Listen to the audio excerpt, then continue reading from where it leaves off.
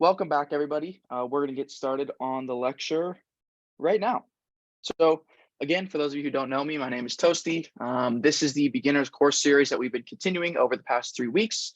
We're about halfway through as of this lecture, so I'm excited to continue pushing forward with the content and hope everybody's been enjoying so far. And if you haven't had the chance to review the previous classes, I sent a link in the live classes tab where you can review all of those on YouTube, and they're all just organized there for you in a playlist.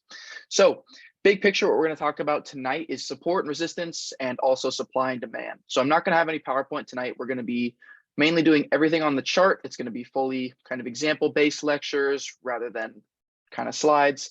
So hopefully some people like this little change of pace where I'm not on the PowerPoint as much, and we're just going to focus on the charts for today.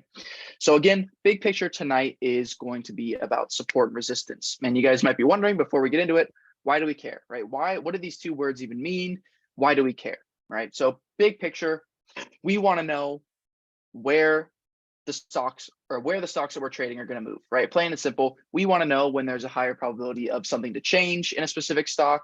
We want to know when something is going to continue in a specific stock, whether that's a trend or whatever it might be, right? And support and resistance is kind of that fundamental building block to understanding price action, understanding how stocks move, understanding what stocks react to, and just that's really the fundamentals of all types of technical analysis. It all boils back down to support and resistance in some way, whether it's a pattern, whether it's a trend, even candlestick patterns, right? At the end of the day, all of it relates back to support and resistance. So arguably support and resistance is one of the most fundamental aspects of trading, especially because it's relatively simple. So this is something that we'll see funds utilize, and we'll talk about why that might matter in the future. We'll talk about how retail traders utilize this and how we can look at charts and find levels of support and resistance and make actionable trade ideas just based off of support and resistance.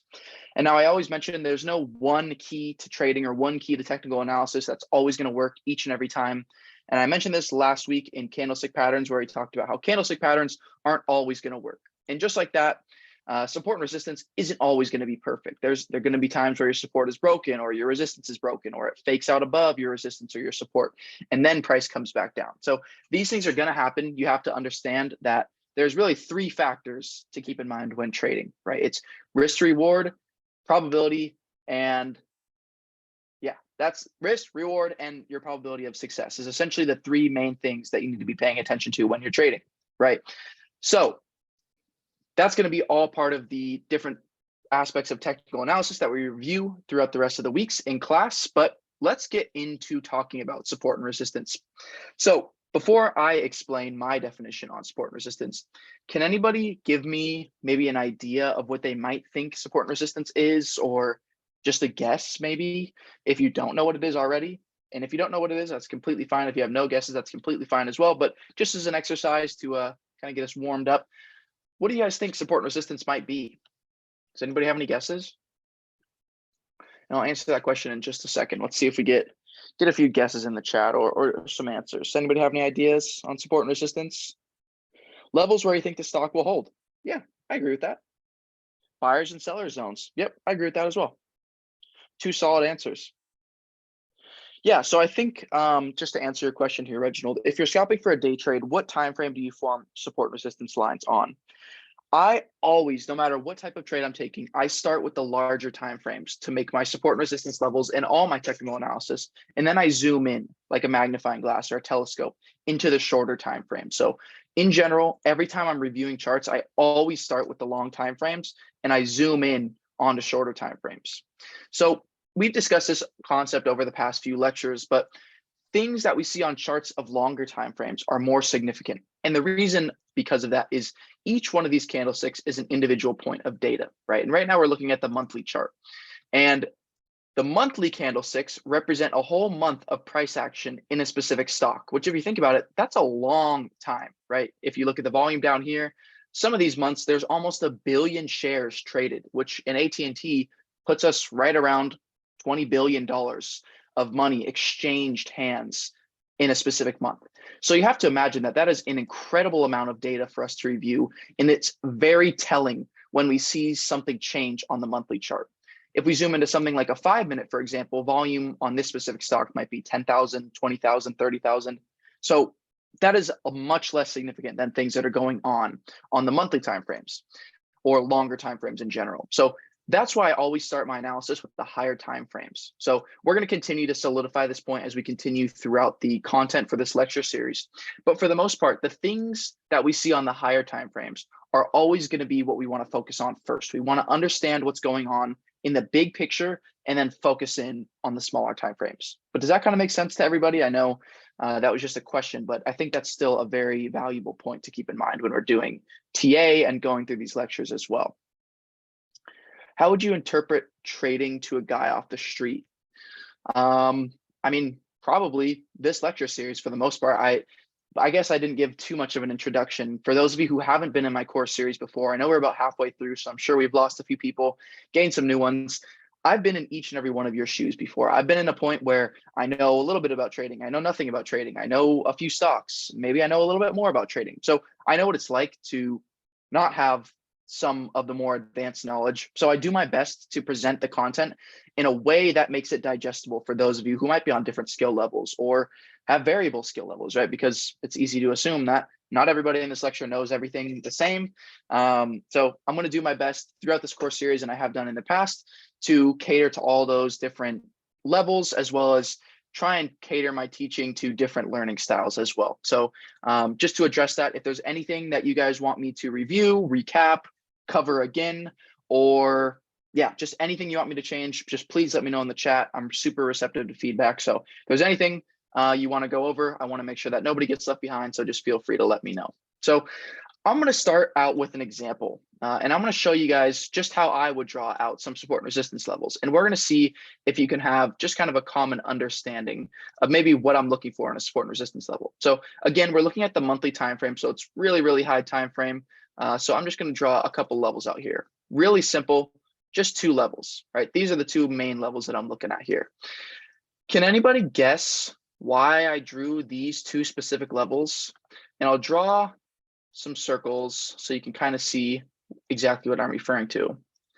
But can anybody tell why I'm choosing these two specific support and resistance levels to focus on for this specific example? 30% range. This is actually more of a 100% range. Not exactly why I'm focusing on them, but good guess for sure. Any other guesses? Because it hits that line the most. Yeah, not a bad guess. The bounce, yeah, tops, yep. Yeah, so essentially what I'm looking for on these two specific lines is I'm noticing these areas where price has bounced in the past. Before I continue on, how many of you attended or viewed my lecture on candlesticks from last week? I don't expect everybody to say yes. I know not everybody had the time to, maybe some people didn't know about it, but I just kind of want to gauge the type of explanations I should be giving. Okay, so we got a couple yeses. I'm sure somebody missed out on it, so no worries. So essentially, right, these levels, we're looking at these places where buyers and sellers stepped in, right? Because that is essentially the fundamentals of what these candlesticks are showing. I'll give just kind of a surface level on candlesticks, and I definitely encourage you to go review my previous lecture on candlesticks. It's posted for everybody to see. If you want to refer to the live classes tab, you can just scroll up, click on this playlist right here, and you can view it that way. But essentially, the reason I drew these two levels is I'm looking at these areas for where buyers and sellers had stepped in the past. So if you notice these two bounces in specific, all these, and I'll just reset it just so we're all on the same page. So the blue candles are green. So it's kind of typical convention there. So if you look at these candles, right, you can see that there is a significant bounce every time we came around this $15 level, right? Before we were below this level, some sellers stepped in right here, right? So price dropped from this $15 level down to about 11, which is a really, really large drop, right? It's about a 33% drop.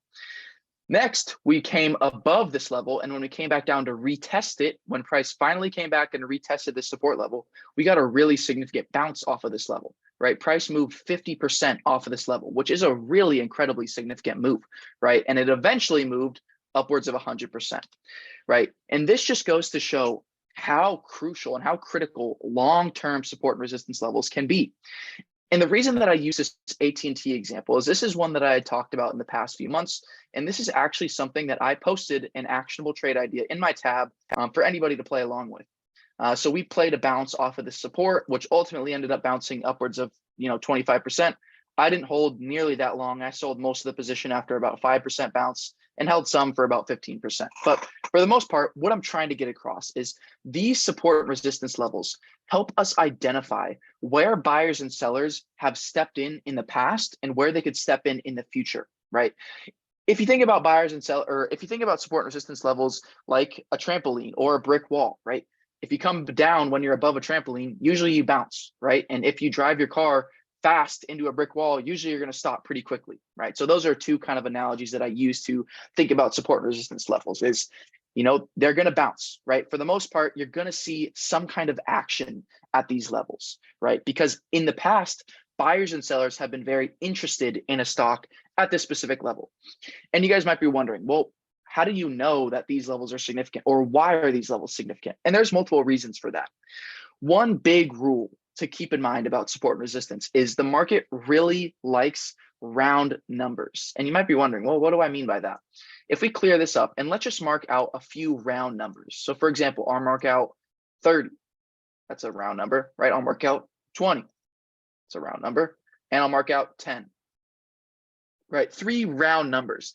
Notice how price has behaved at all of these levels in the past, right? All I did was just go 30, 20, 10. Notice how 20 acted as a significant resistance before we finally broke above that, right? Notice how it acted as a significant resistance again, right? Where price was stuck below it in this area. And I'll zoom in just to show a bit more clearly, right? Again, you can see how price has been battling or had been battling this $20 area, right? Same thing again here. And once we come back down to revisit this $20 area, since price is above that, we see some buyers present at this area, right? And the same thing for 30, right? Significant sellers at this $30 level in multiple cases, right? So that is one reason, excuse me. That is one reason why support and resistance levels sometimes form is the market loves round numbers, right? It's very easy for somebody to set a limit order to buy shares at 20 or 10, right? It's just easy.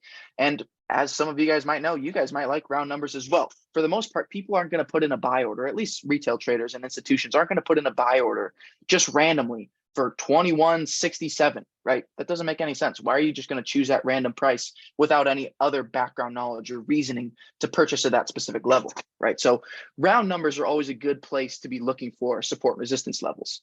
And that's just less of a technical reason, more of a fundamental reason behind why stocks might stall or rally off of specific areas. So that's kind of the first reason we see support and resistance form.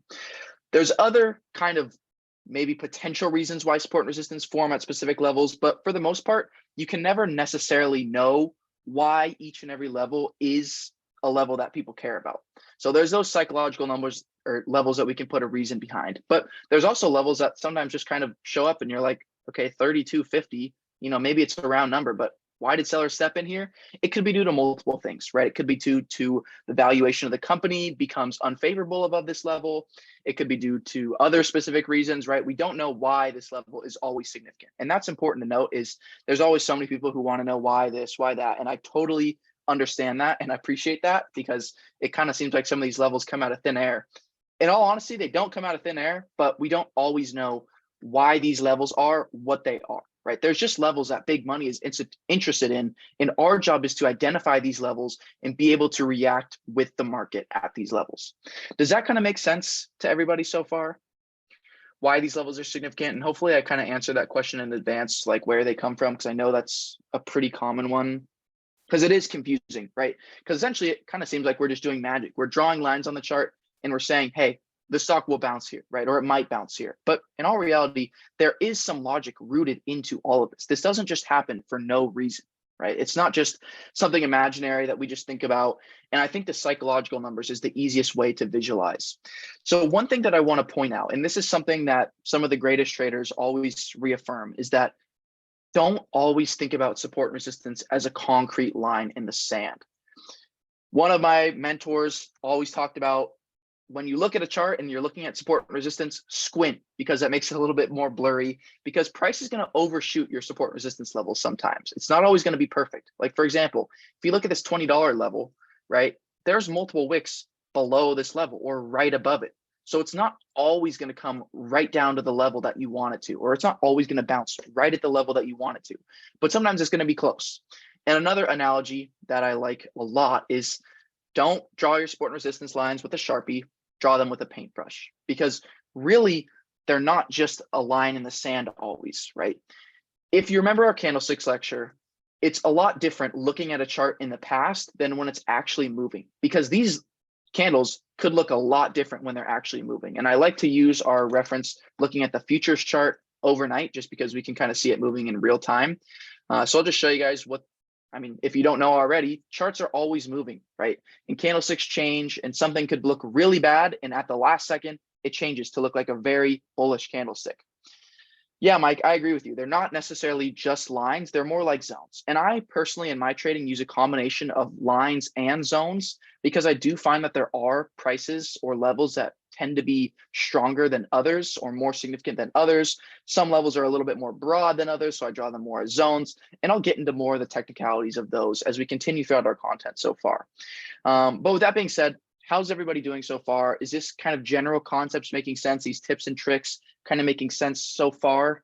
We're going to continue to roll through examples, because I personally feel like examples are the best way to teach support and resistance, just because we can all go through it live and talk about different stocks. You guys can give your input in the chat.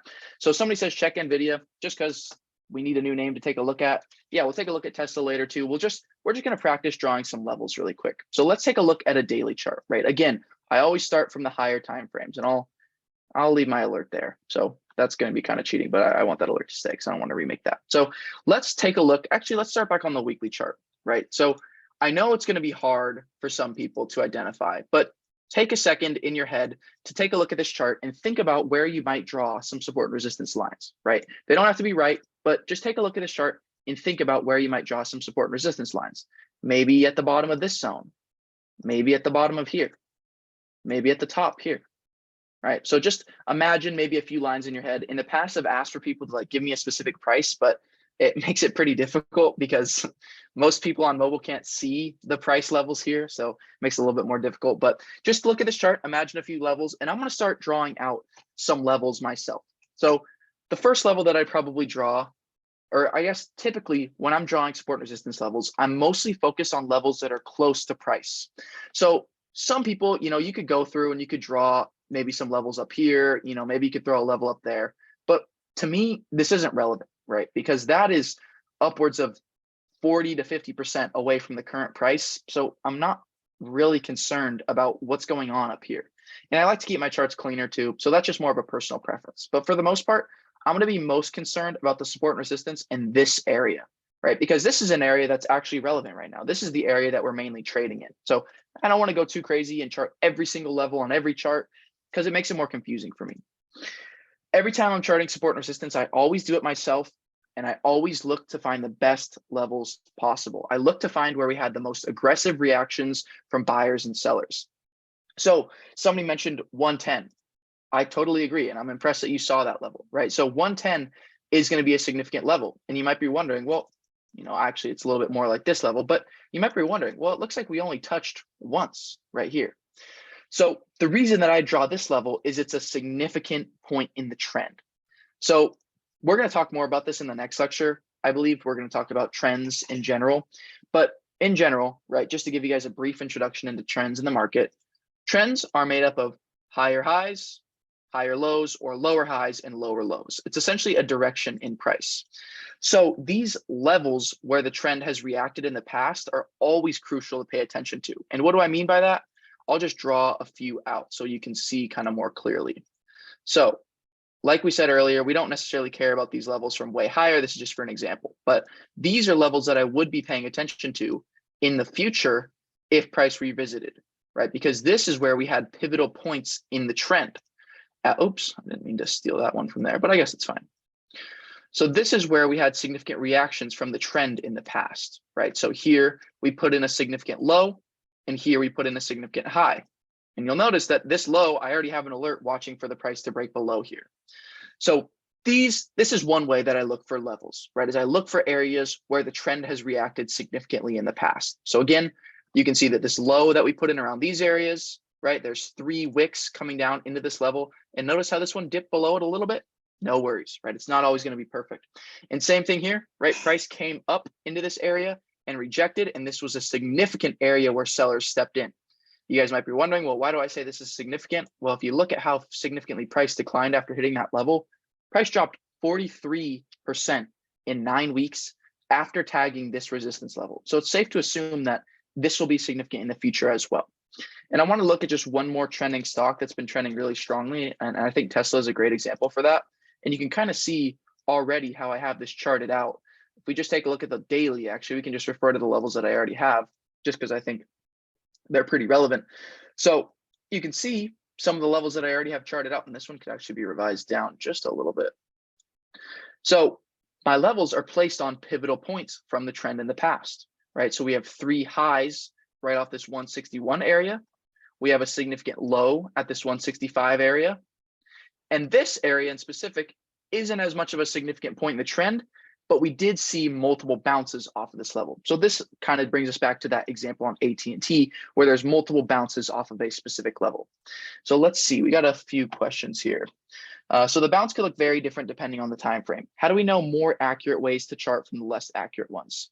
What seems like a possible level on the 5-minute could end up being completely ignored on the 5-15. I completely agree with you. And that's why I'll always say, give more weight to the levels on the higher time frames. For example, a weekly support level will always be more significant than a 5-minute level, right? And there is times where a 5-minute level could coincidentally also be the weekly level, right? So there is going to be times where you see that overlap. But for the most part, right, all levels on the higher time frames and any technical analysis on the higher time frames is going to be more significant than anything else.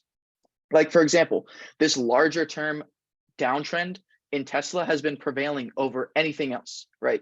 It's been in a downtrend technically since the beginning of 2022, after it set this high here and made this first lower high, next lower high, next lower high, and that's a downtrend. And again, just introducing you to the concept of a downtrend, and we're going to continue to talk about downtrends in the next lecture as well, and uptrends. But does that kind of answer your question there? Dang, we're already 30 minutes in now. Always goes by so quick.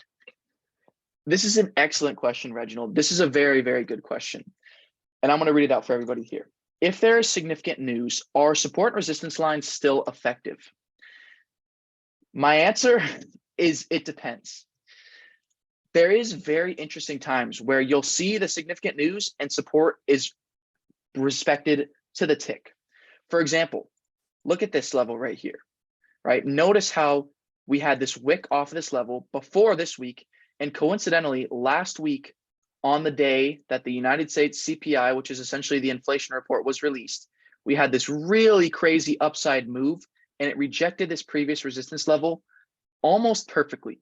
So sometimes you're going to see moves like this where your resistance levels are pretty much perfect. And this is just how the market works sometimes, right? There was liquidity at these levels where it went to go and grab and ultimately was able to start its downside move following that. So yes and no, right? There's going to be times, like for example, if you were looking at this support level or this resistance level based on this pivot here, it was completely not respected intraday, right? It blew right above it. So it does definitely depend. You just have to really be paying attention to reactions at specific levels when you're trading news. And what I like to do is I look at the lower time frames. So for example, let's say on the 1-day chart, we determine that this level 4180 is significant, right? I'm not usually trading and looking at the daily chart.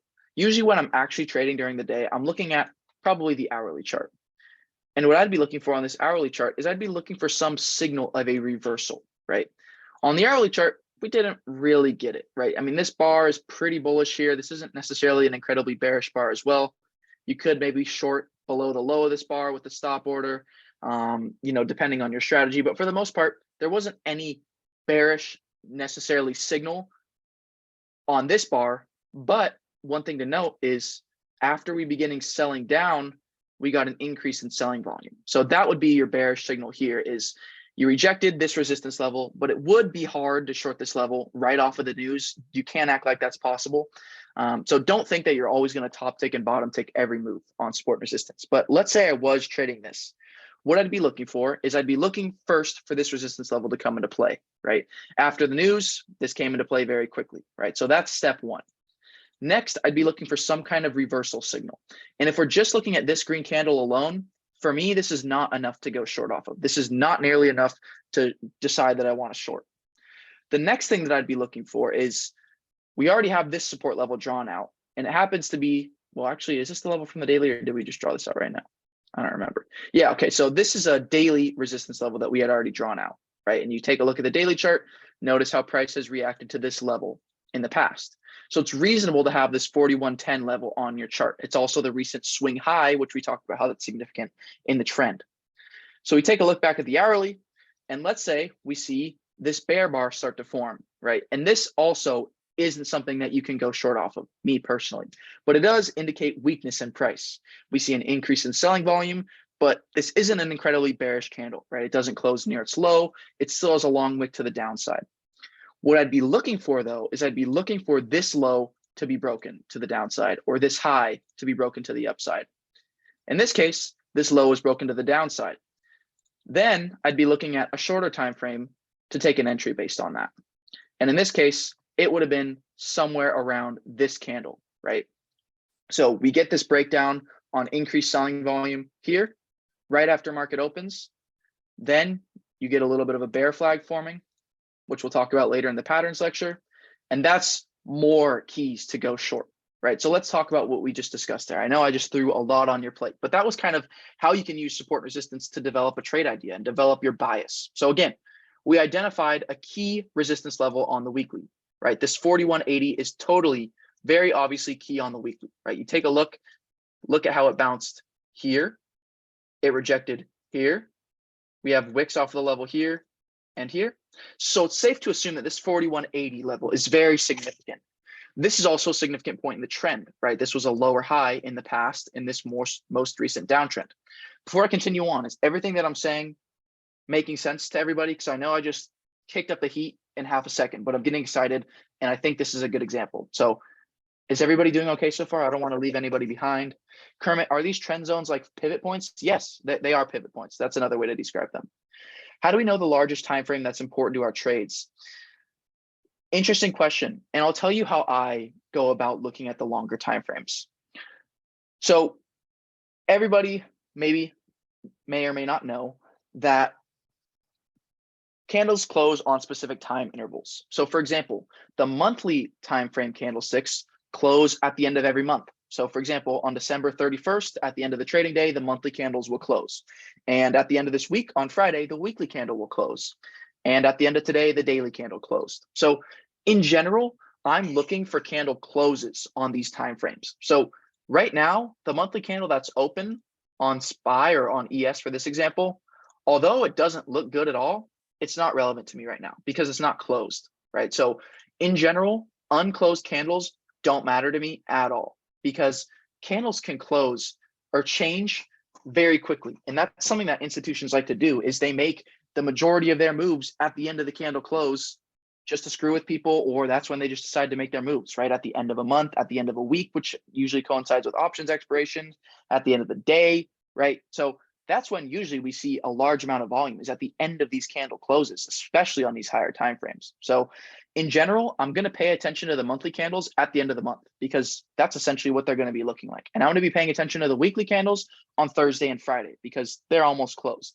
I'll be paying attention to the daily candles close to the end of the day, et cetera, et cetera. And it just goes further and further down the time frames. So again, I'm always focused on candle closes because an open candle can look completely different than a closed candle. And I just want to give this example one more time. There was a time, let's see if I can find a nice example, probably during COVID. So at one point, this red candle right here looked something like this. Let's take a look like this. Cool. At one point, this candle looked like this, right? Deep red, a gigantic red bar. But it ultimately closed looking like this, right? So it just goes to show how candlesticks can so significantly change from the time that they're hitting their highs and lows to the time that they actually close. So again, that isn't necessarily a signal to say, oh, you could have bought at the bottom of COVID because of this. No, that's not what I'm saying at all. I'm just saying candlesticks can change a lot, right? It's also important to note that this candle also at one point looked something like this. And I'll just draw it out one more time. At one point, this candle looked like this, right? It was a nice big green bar. So candlesticks can be very deceiving, and you have to wait until they're closed to be making decisions that are truly accurate based on the price action that we're getting. How long should you hold the position? What exactly are you referring to? Just positions in general? I think I need a little bit more detail to answer that one. But yeah, that's just a little bit of a sidebar on open and closed candlesticks.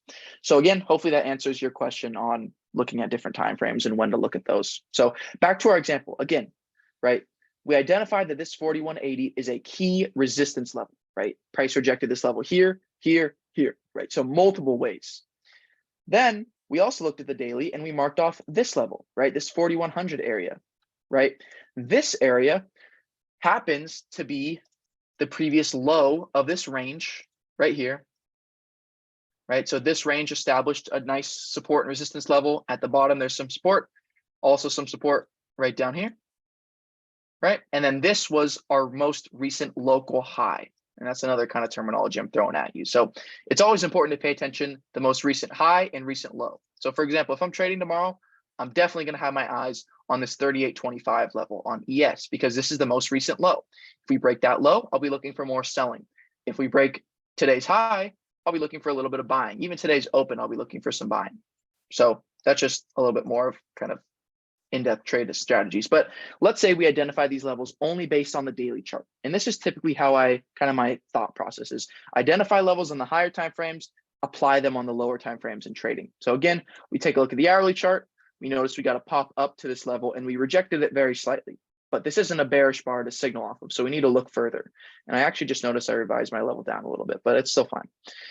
So now let's take a look at the 15-minute, right? And this is actually a little bit different of a chart than we saw previously, but still works just fine, right? So let's say we notice we rejected this key resistance to the upside. So that's something to keep in mind already.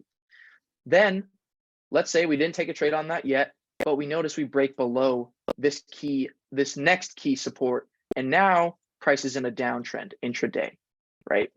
And the most favorable trades are when you're following the trend for the most part, right? You have the highest chance of success when you're following the trend, but sometimes a lower chance of profit or a lower reward when you're following the trend, and lower risk as well. So again, that's kind of how you can use these levels to your advantage. You see this close below this level. You see this consolidation, price showing acceptance below this level, meaning that buyers aren't strong enough to bring price back above this key support. Again, another way I like to define support resistance is think of it as like a tug of war, where this support line is the midline. So let's say, for example, when we're above the midline, we have buyers winning, but when we're below the midline, sellers are winning. So sellers are pulling the buyers across the line into the tug of war. And that's exactly what we're seeing right here is buyers initially brought price well above this significant support level. Sellers brought it back down even quicker and then consolidated price below this level, indicating that sellers are now weak. And we're going to talk more about that concept in the trends lecture. I know I keep referring to the trends lecture, but hopefully it gives you more of a reason to come. But yeah, that's kind of how my thought process would be when I would be identifying this chart in real time. Now, again, so important to note that things will totally change. This candle at one point looked like it was a nice big green bar, right? And ultimately it closed on a gravestone doji. So important to note that these things can change very quickly and you have to pay attention to how candles close off of your support and resistance levels. Does that make sense to everybody?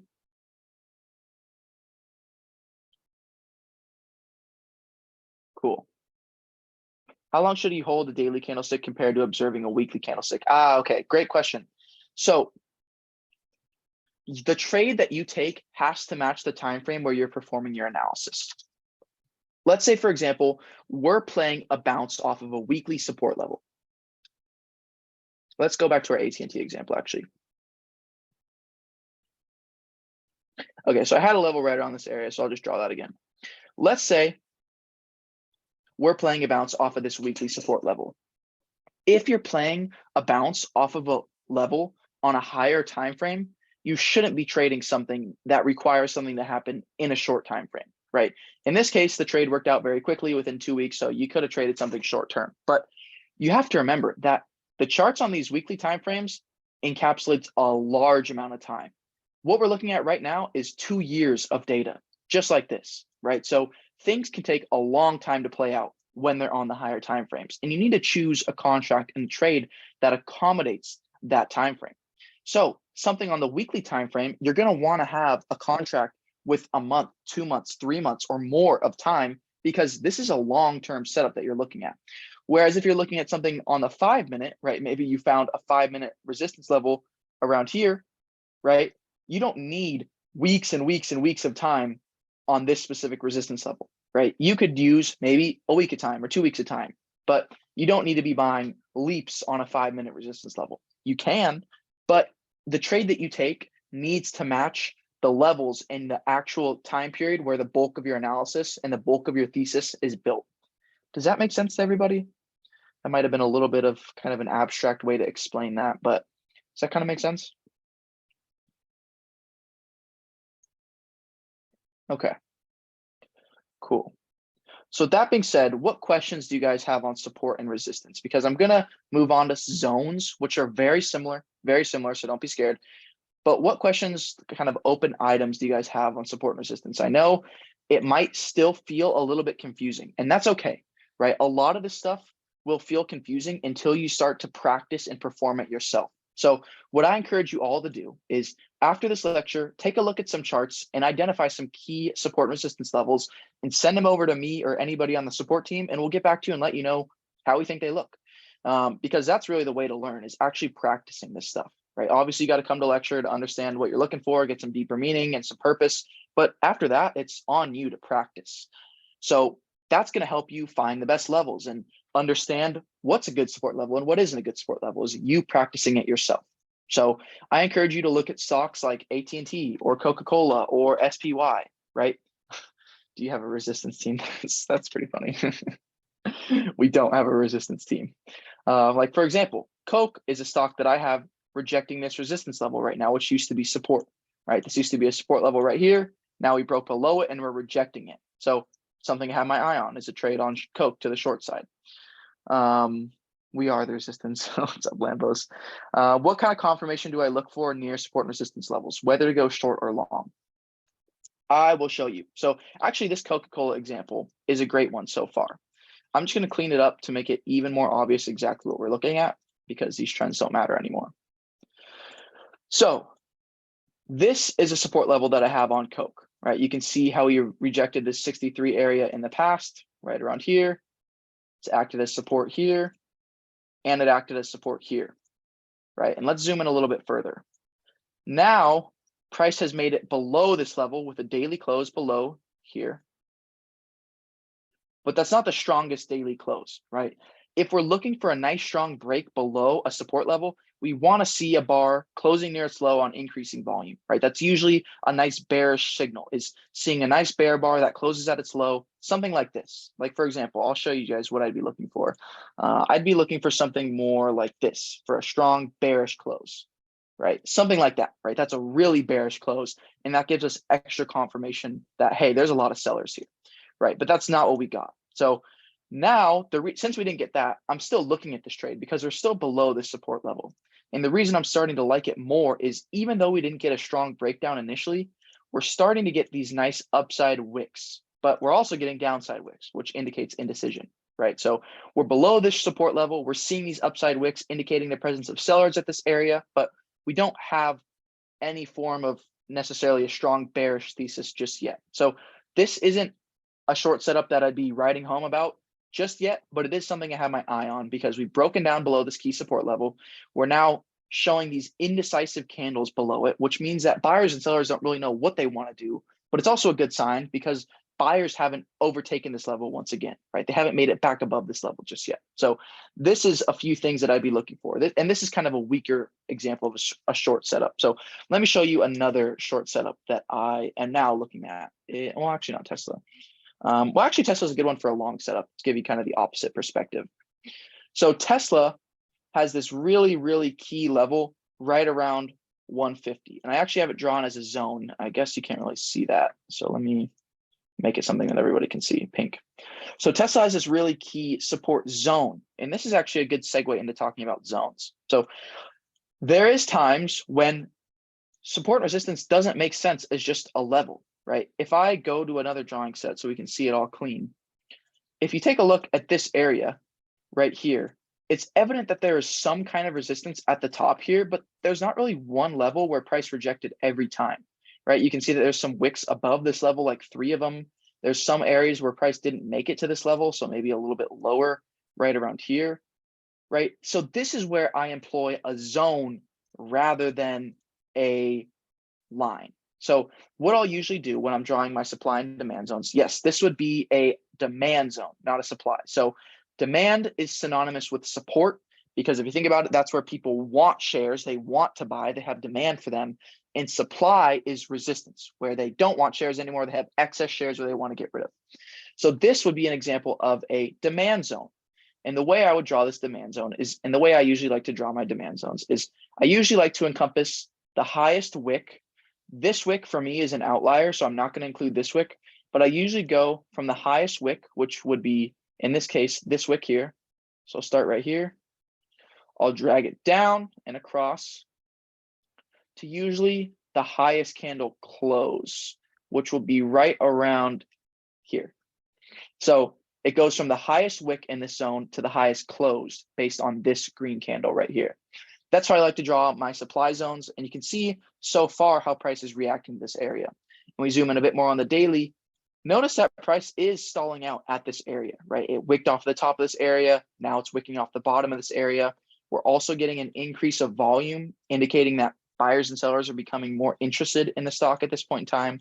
We take a look at the weekly. We're also seeing a similar picture. We're seeing volume increase into this level, which means that we could be seeing some kind of bottom forming soon, because you can't sell forever. So just something I'm keeping in mind, but this is a great segue into support and resistance zones, or supply and demand zones.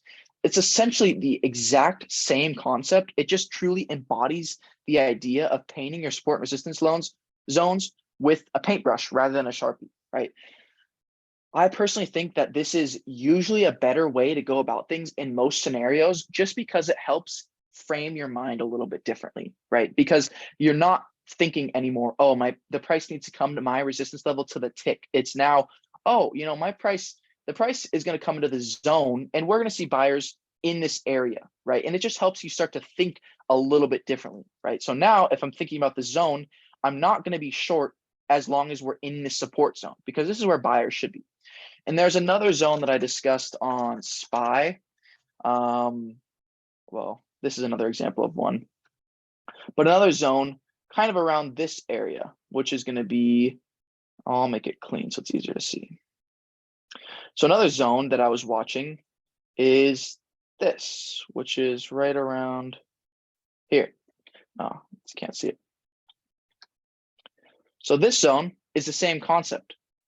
I can't be long as price is below this zone, right? And we're going to be looking for support levels below to come into play and potentially go long there. But as long as price is below this zone, I don't have a reason to be bullish, right? Because we got a significant breakdown of this zone where we saw crucial buyers stepping in multiple times in a row. We broke down below this zone on increased volume, right? Much increased volume over the average, no matter how you look at it. And we got the continuation down, right? Which is exactly what you would have expected when you see a critical support zone broken to the downside. So these are different ways to be looking at support and resistance levels, is just frame them as zones. And I think personally, it helps you to think a little bit differently, because somebody might be thinking, oh, well, what if, I don't know, maybe you were looking for a bounce off of this specific level, when in all reality, buyers aren't just present at this level. Buyers are present from here down to here, right? And even a little bit higher as well, right? Because this is where these wicks come into and really begin to bounce from, right? And just to give you guys an example of the bounces we got out of the zone / level, right? We bounced $10 here, $16 here, and another $17 here, right? So the reason I'm showing that is when we see significant bounces multiple times off of a level, that indicates that buyers are strong in this area. So you would expect the next time we revisit this level for buyers to show up once again. When they don't show up, that should be a sign to you. You should have alarm bells going off in your head, and you should be thinking something's different here, something's different here, something is different. And very clearly, something had changed, right? Previously, when we come to the zone, we got nice bounces off of it. But now we got no bounce and cracked right through it. right? And that needs to be your sign to say, hey, does being long really make sense here? Does it make sense to be bullish right now? Because in my opinion, once we got this daily close below this level, it did not make sense. Does that make sense to everybody? How are we doing so far? Can I please draw the next demand zone on SPY? Yeah, absolutely. Yeah, I'll annotate SPY live for you guys. We'll do it all together. And I want to involve you guys too. So thank you, Shannon. I appreciate that. iPhone, what do you mean? How would I describe that in the form of a play? Like, how would I develop a plan for that? Is that what you're kind of asking? Basically. Okay. So like I mentioned earlier, when I perform my analysis, and just for you guys' reference, if you're ever looking for a resource to compare your ideas to, I post my watch list every week in my tab. And I do my best to add a lot of detail for you guys to refer to if you're new or more advanced. So if you need a reference to look at, I mean, I guess I'm a little bit biased, but what I think are good charts that are high quality, feel free to take a look at that just for like your reference to understand different types of charts, different types of analysis. I'm glad you guys are doing well so far. I'm happy to hear that. So again, as I mentioned earlier, I start my technical analysis on the higher time frames. So if I was taking this trade, I would be looking first at the higher time frames and I would have identified this level, right? And this is a level that I've had on my charts for a while. So again, it's important to note before I get into this, anybody can look back at a chart and say, oh, look at the perfect entry and the perfect exit. Look at what you could have done, right? And I'm going to talk about that in a little bit, right? I'm going to talk about some hypotheticals where you could have entered and where you couldn't have entered or whatever. Important to note that anybody can do that. Anybody can look at a chart and say, oh, look what you could have done. The important part, though, is to study what happened, study the exact pattern that occurred, and save that in your brain. Because these type of breakdowns occur all across the market all the time.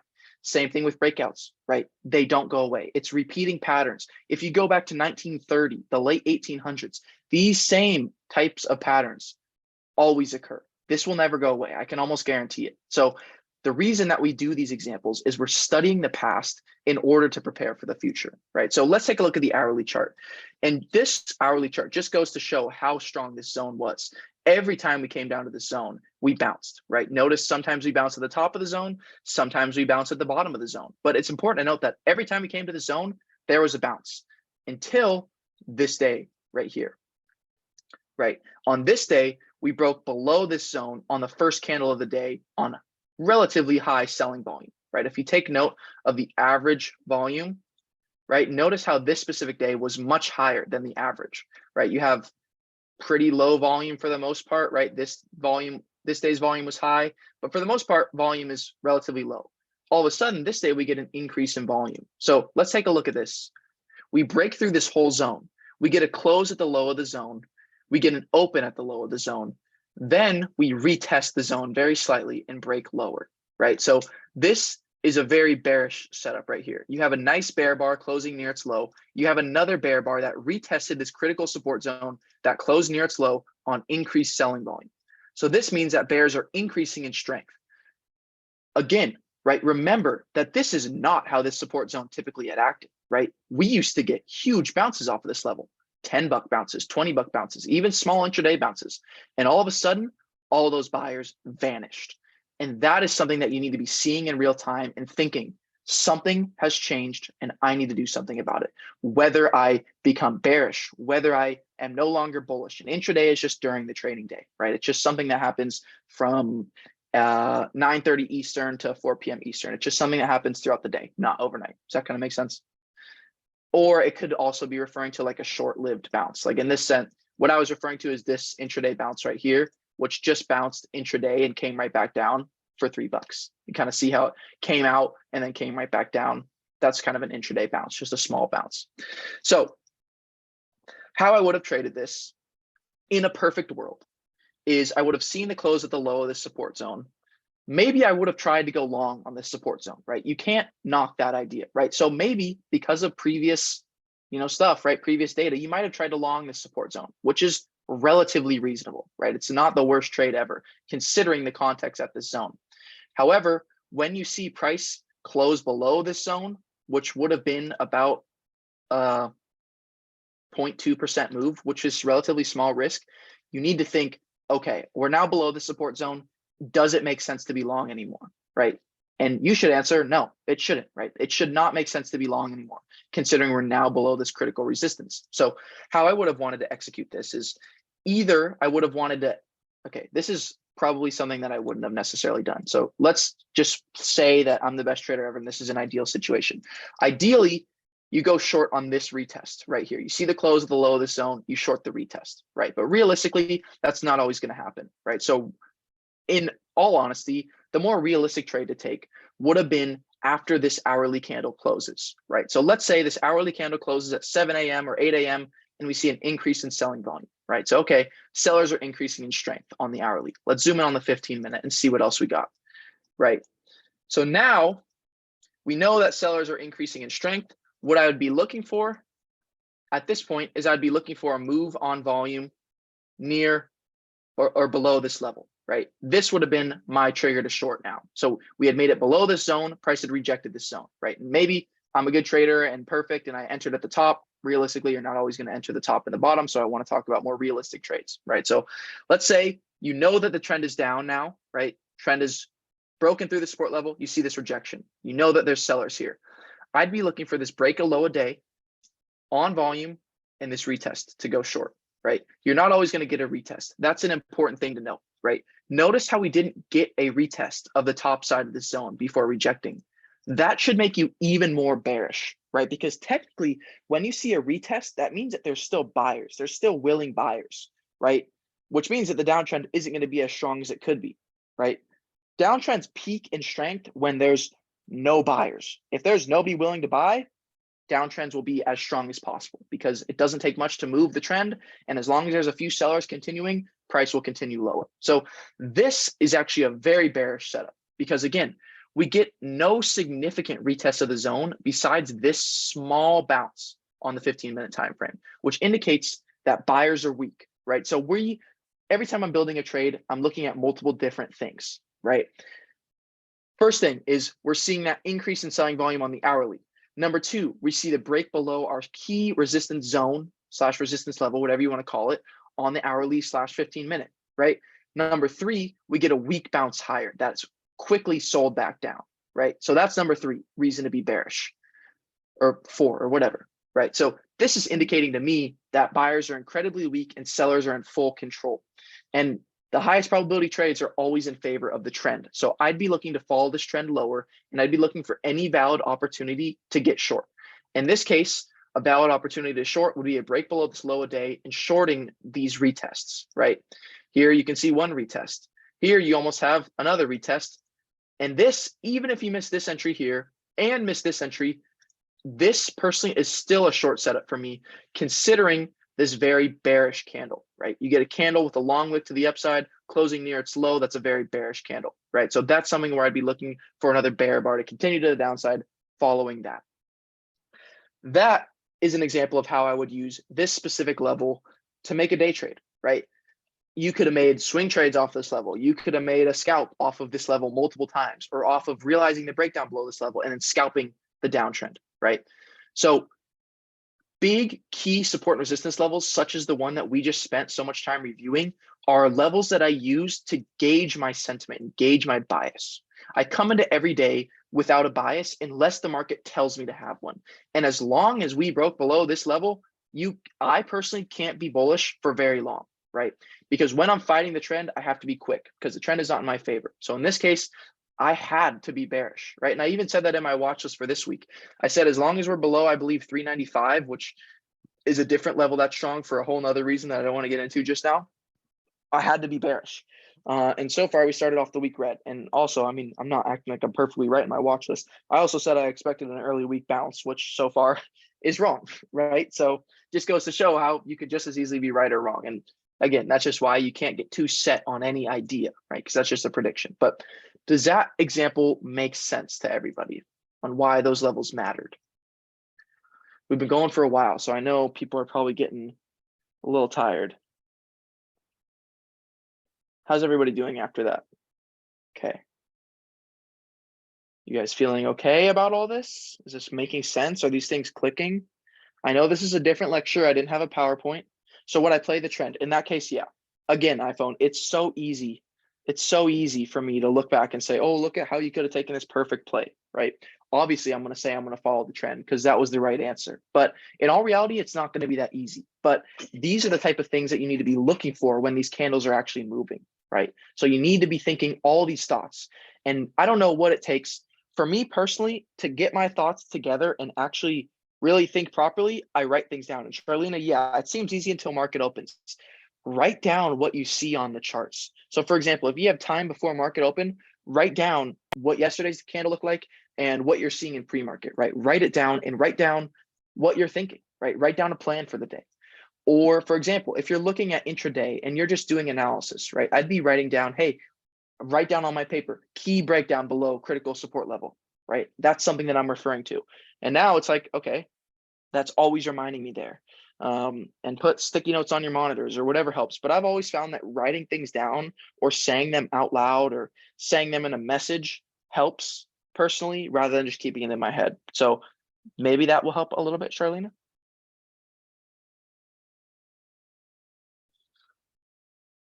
Cool.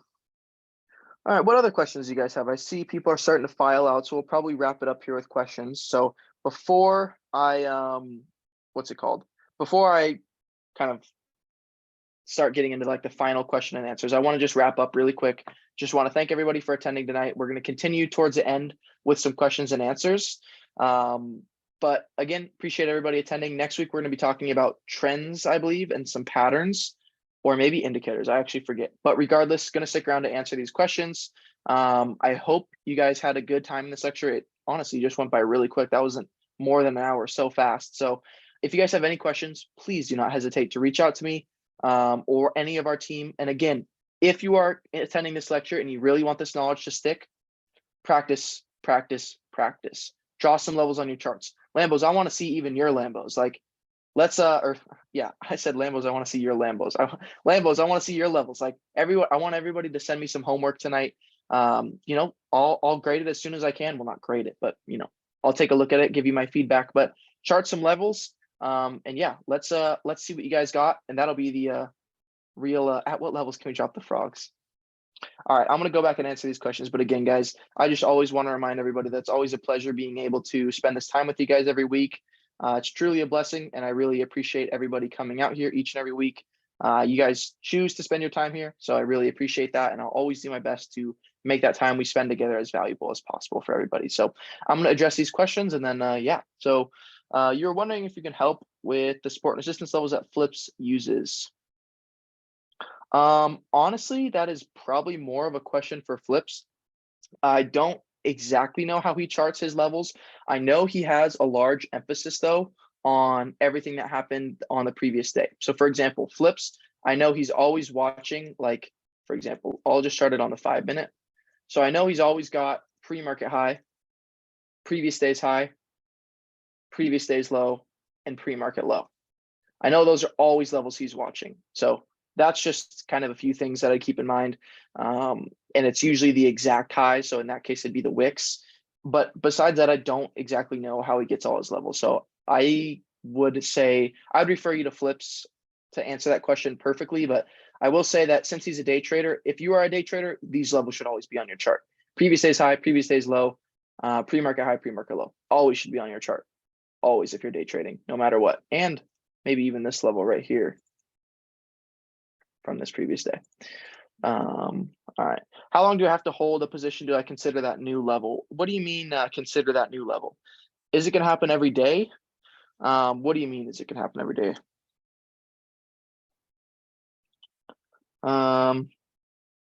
Yeah, thanks. Intraday. Oh, those intraday moves, those intraday bounces, iPhone? Is that what you're referring to? Yeah. So there's always tradable bounces on thousands of stocks every single day. It's just a matter of actually catching it, right? And that's why I think it's so important to prepare.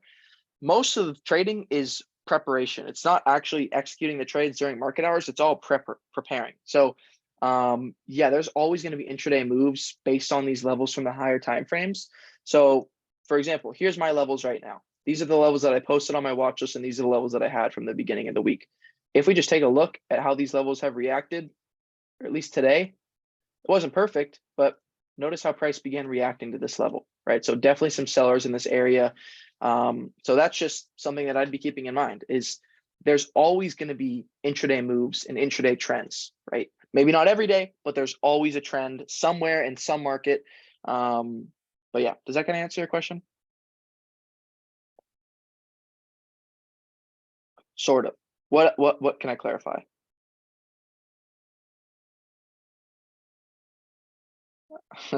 If you want, we can also DM too, and maybe I can help you better that way, and we can just go back and forth if you think that'll work a little bit better. Up to you. Cool. Yeah. iPhone, just I don't know your name, but just send me a DM and I'll get back to you as soon as I can. Cool. Yep. Thank you so much for your question. All right, everybody. Well, hey, I think I'm going to wrap it up here. But again, just want to reiterate, always a pleasure spending this time with you all. And I can't wait for our next lecture. It should be a fun one. And you guys are doing so great. Super happy with everybody's performance so far. It seems like you guys are getting it. And if not, feel free to reach out, send me a DM, and I'll give you a little bit more of individualized help. But again, with that being said, hope you guys have a great rest of your evening. As always, please reach out with comments, questions, feedback, whatever it might be. And I will see you all in the next lecture next Tuesday. Thanks again, everybody. Have a great rest of your evening and talk soon. Adios.